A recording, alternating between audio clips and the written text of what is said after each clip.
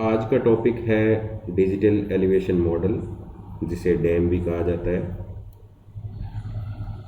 Digital elevation model या अंकीय उत्थान मॉडल एक कंप्यूटर आधारित 3D या त्रिविमीय मॉडल है, और इसमें पृथ्वी की जो सतह है उसका प्रदर्शन 3D वे में किया जाता है। और जीआईएस में सामान्यतः जो मैप हम देखते हैं, जो हमें 3D नज़र आते हैं, वो सभी डिजिटल एलिवेशन मॉडल हैं। और साथ में कभी कभी ग्रहों और उपग्रहों के लिए भी इसका प्रयोग किया जाता है। आसान शब्दों में यदि कहें तो यह उच्चावच को दिखाने के लिए एक डिजिटल माध्यम है। और इसमें जैसे हमने रास्टर वेक्टर पढ़ा था, हमारे प्रीवियस वीडियो में आप देख सकते हैं कि रास्टर फाइल में हर पिक्सल की कोई ना कोई वैल्यू होती है। उसी तरह इसमें हर जो पिक्सल है वो कोई ना कोई उस धरातल की ऊंचाई को प्रदर्शित करता है। हर पिक्सल है वो उस स्थान की ऊंचाई को प्रदर्शित करता है, और इसमें ऊंचाई के आंकड़ों का प्रयोग होता है। और सामान्यतः इसमें रास्टर फाइल यूज होती है, और यदि वेक्टर फाइल यूज हो रही है तो उसके लिए उसको टिन के रूप में दिखाया जाता है, TIN। ये आपको याद रखना है। ये कुछ एग्जाम्पल हैं कि डैम फाइल कैसे दिखती है। तो आप देख सकते हैं कि जो साउथ एशिया का ये मैप है, इसमें डिजिटल एलिवेशन मॉडल से टेरेन को दिखाया गया है, उच्चावच को, किस प्रकार से कहाँ पर समतल मैदान है, कहाँ पर पहाड़ है, हिमालय वगैरह को, दक्षिण के पठार को। ये USA का मैप है, इसमें भी आप देख सकते हैं कि ये भी डैम फाइल है। इसमें उच्चावच का निरूपण किस प्रकार से किया गया है। तो ये तो सब डैम के उदाहरण थे। और यदि इसमें ट्रीज और बिल्डिंग को भी हम शामिल कर लें तो इसका नाम बदल जाता है। इसको DSM कह देते हैं, डिजिटल सरफेस मॉडल, या इसको DTM बोल देते हैं, डिजिटल टेरेन मॉडल, या DSM। और जब सामान्य धरातल का 3D निरूपण किया जाता है तब इसे डैम बोला जाता है। अब इसके एप्लीकेशंस क्या हैं, क्यों हम इसको यूज़ करते हैं। सामान्यतः इसको रिसर्चर्स यूज़ करते हैं अपने MPhil PhD में, जो भी हायर एजुकेशन में रिसर्च का काम है उसमें ज़्यादातर डैम फाइल का यूज़ होता है। और पर्टिकुलरली यदि आपका वर्क रिवर पे है तब तो आपको डिजिटल एलिवेशन के डेटा यूज़ करने पड़ेंगे, क्योंकि उसी से पता चलता है कि बेसिन का डिमार्केशन जो है वो डैम फाइल से ही होता है। और अदर एप्लीकेशंस जो हैं, जैसे डिजास्टर रिस्क मैनेजमेंट में इसका काफ़ी योगदान है, क्योंकि जैसे फ्लड हुआ तो ऊंचाई वाले क्षेत्रों से, यदि हम ऊंचाई वाले क्षेत्रों का हमें पता है कि कौन से क्षेत्र ऊंचे हैं और कौन से क्षेत्र की ऊंचाई कम है, तो ऐसे में ये अंदाज़ा लगाना आसान हो जाता है कि कौन से क्षेत्रों में बाढ़ ज़्यादा आ सकती है।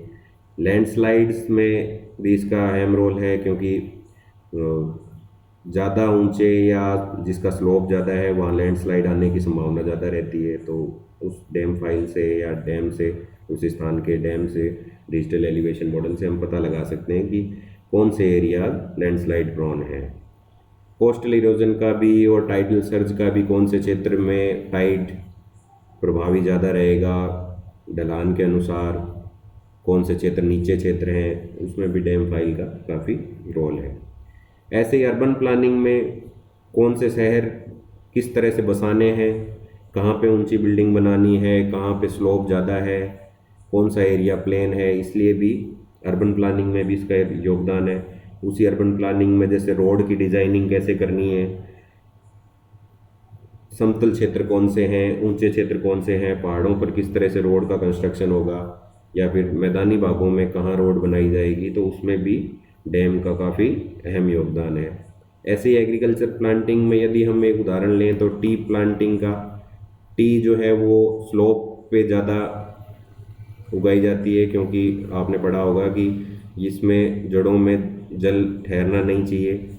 तो ऐसे में उन क्षेत्रों की पहचान करनी ज़रूरी है, और उस किसी भी स्थान के उच्चावच का ज्ञान होना ज़रूरी है, जो कि हमें डैम से पता चलता है। ऐसे इरिगेशन है, राजस्थान में आपने देखा होगा कि IGNP में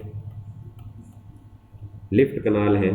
तो कौन कौन, यदि किसी रास्ते से बलुका स्तूप कितने ऊंचे हैं, रास्ते में रुकावट कितनी है, कहाँ पर लिफ्ट कनाल बनानी है, कहाँ पर नहीं बनानी है, तो ऐसे में वहाँ पर उस स्थान का यदि हमें उच्चावच का ज्ञान हो, सैटेलाइट से हमें डैम के डेटा हमारे पास हो, उस जगह के एलिवेशन का डेटा हमारे पास हो, तो आसान रहता है इरिगेशन के नज़रिए से भी। तो ये तो थे डैम के एप्लीकेशन कि डिजिटल एलिवेशन मॉडल के कहाँ कहाँ यूज़ हैं, और बहुत से यूज़ हैं, ये चुनिंदा मैंने आपको बताए थे। और डैम ऐसा नहीं है कि हाल फिलहाल ही आया है कि सैटेलाइट से हमें डायरेक्ट मैप मिल जाते हैं किसी भी स्थान के, उससे हमें वहाँ के उच्चावच का पता चल जाता है। स्टार्टिंग में भी बहुत से मेथड थे जिनसे डैम फाइल हम बनाते थे या डैम क्रिएट करते थे, जैसे लेडार है, stereo photogrammetry from aerial survey, GPS के माध्यम से भी डैम बनाया जा सकता है, टोपोग्राफिक मैप से हम वहाँ के कंटूर के द्वारा भी उस स्थान का एलिवेशन मॉडल हमने प्रैक्टिकल में ग्रेजुएशन में हमने देखा ही होगा किस प्रकार कंटूर से हम डिजिटल एलिवेशन मॉडल बनाते थे। अब ये कंप्यूटर की सहायता से इजी हो गया है। बाकी ट्रेडिशनल मेथड ये भी था एक कंटूर क्रिएट करने का, डैम बनाने का। ऐसे ही थियोडोलाइट सर्वे, डॉपलर रडार और सर्वेइंग एंड मैपिंग ड्रोन्स के माध्यम से ऊंचाई से फोटो लेकर के उच्चावच का पता लगाया जाता था, वो भी एक तरह से डैम ही था। तो ये तो it was all about dam digital elevation model, और उसके हमने यूज़ देखे कहाँ हम इसका यूज़ कर सकते हैं। साथ ही हमने देखा कि किस प्रकार से अलग अलग मेथड से डैम को क्रिएट किया जा सकता था।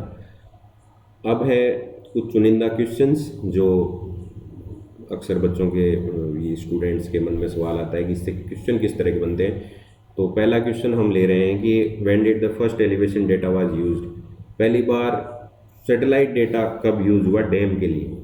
इसमें मैं डैम ऐड करना भूल गया डिजिटल एलिवेशन मॉडल के लिए।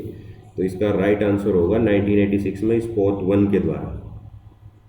और हालांकि 1967 से डैम का यूज़ होता आ रहा है, और सैटेलाइट के नज़रिए से फर्स्ट टाइम ये हुआ, और बाकी डैम क्रिएशन की जो परंपरा है वो पहले से चली आ रही है।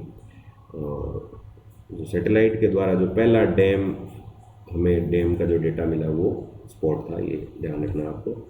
और दूसरा क्वेश्चन है dam is useful in water resource management, yes. Ecological modelling of assessment of ecosystem, yes. Geological application such as seismic monitoring, yes.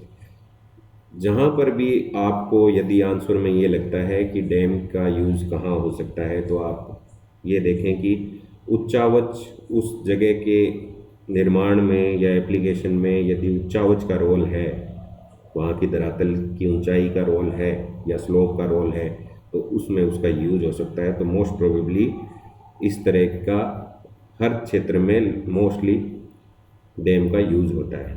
तो आपको ध्यान रखना है कि इस तरह के क्वेश्चंस में may be answer all of the above. तो ये तो था डैम के बारे में। Thank you.